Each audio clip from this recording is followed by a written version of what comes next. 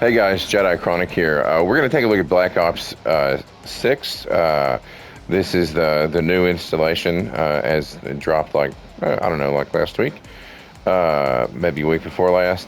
So I've been digging in, trying to figure out if I like it or not. I abandoned the Call of Duty series with basically Vanguard.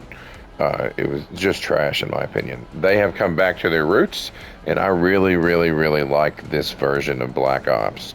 So I'm going to give you guys a rundown of multiplayer and zombies, and we're going to talk about some of my favorite loadouts and stuff in both of those versions. So we'll jump into multiplayer first.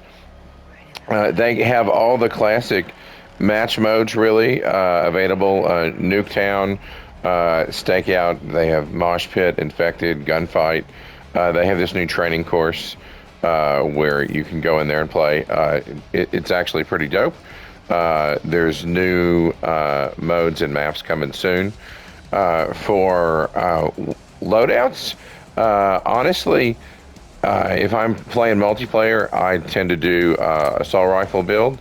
The ASVAL for me is surgical. You put a 3x scope on that thing, and you're just good to go. You can drop anybody.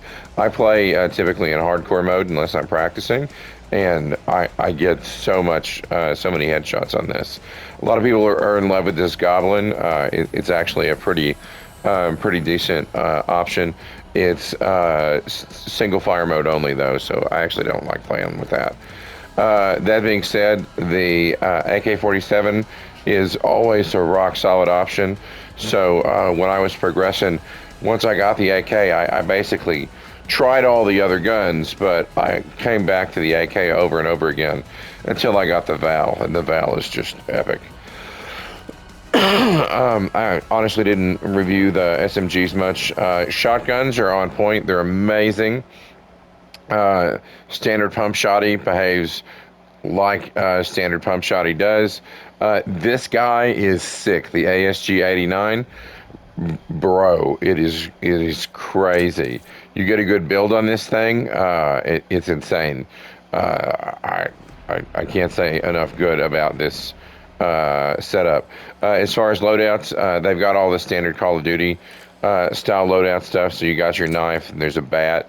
I'm sure they'll release other stuff. You got rocket launchers. These are the options for tactical. These are the options for blast trap. You guys can just stop the video if you want to see it. And here's all the options for field upgrades.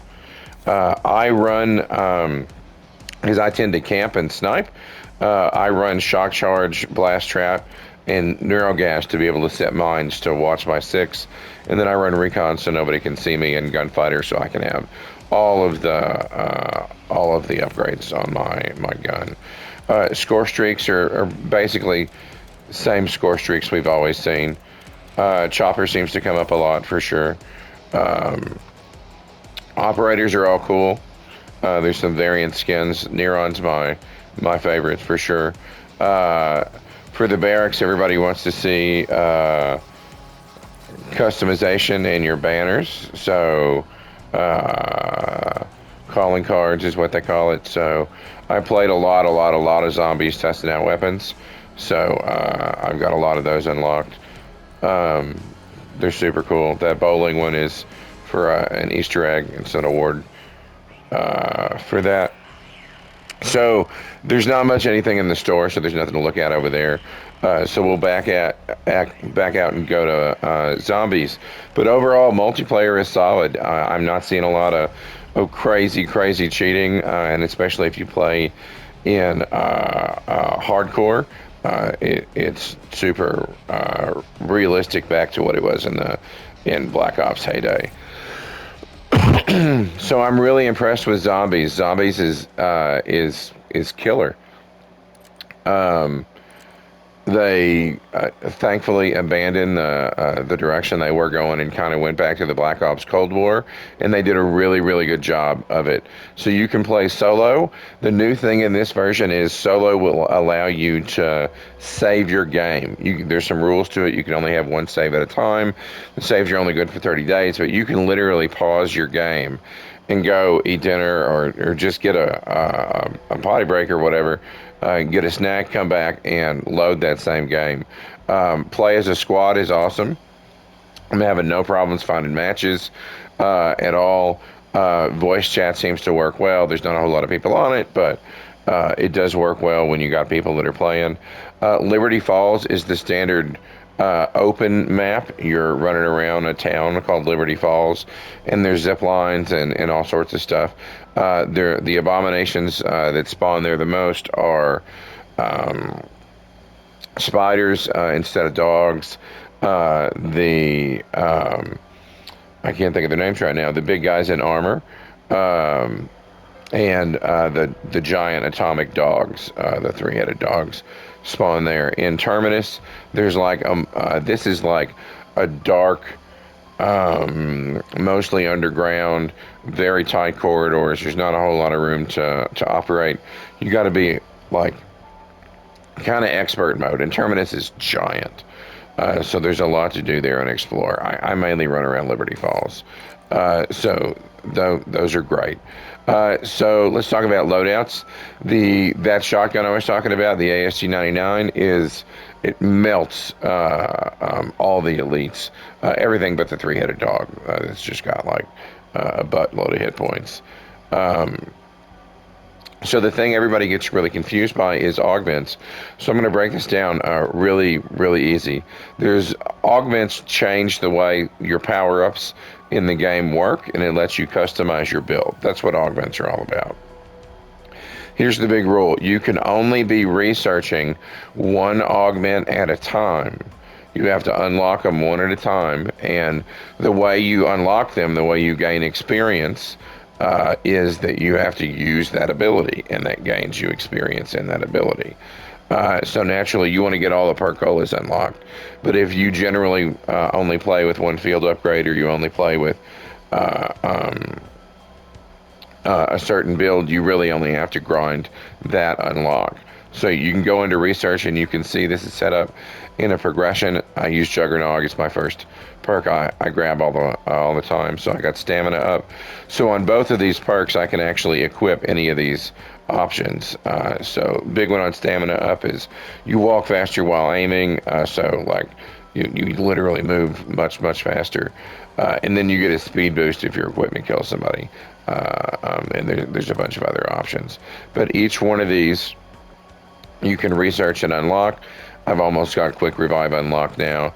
Ammo mods have some really great options. I actually run Shadow Rift because there's an option that lets the Rift work on elites, and that's really handy when you've got one of the big dogs on the map or one of the big super elites. There's a chance that will proc, and it basically portals them away and then drops them ideally on another zombie, and they explode.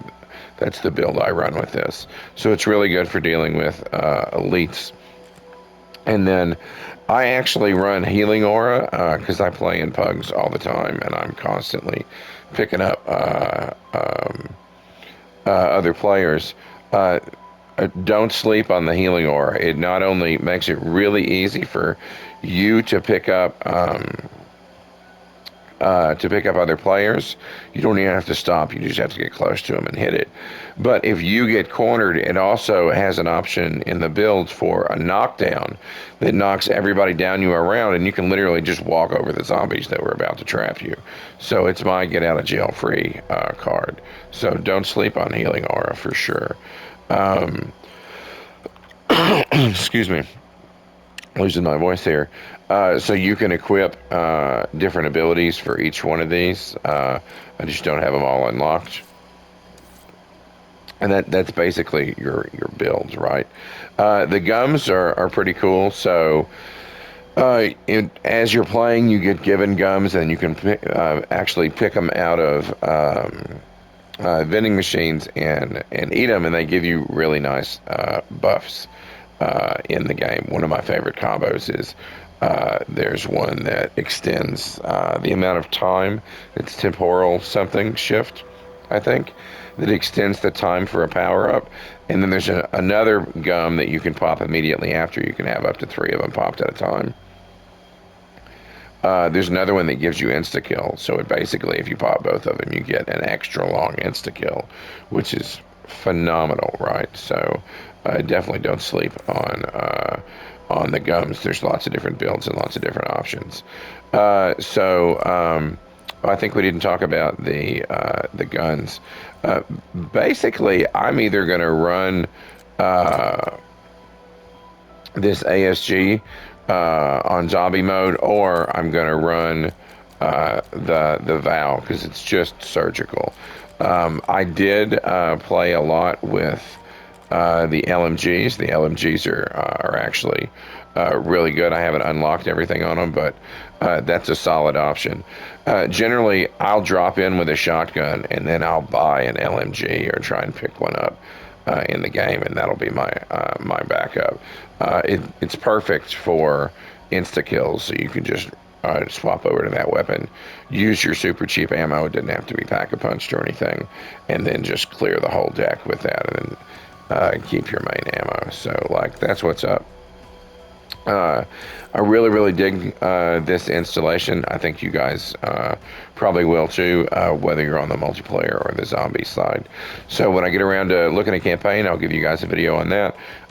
Like, subscribe if this was helpful for you. Hit me up in comments. I would love to hear your thoughts for sure.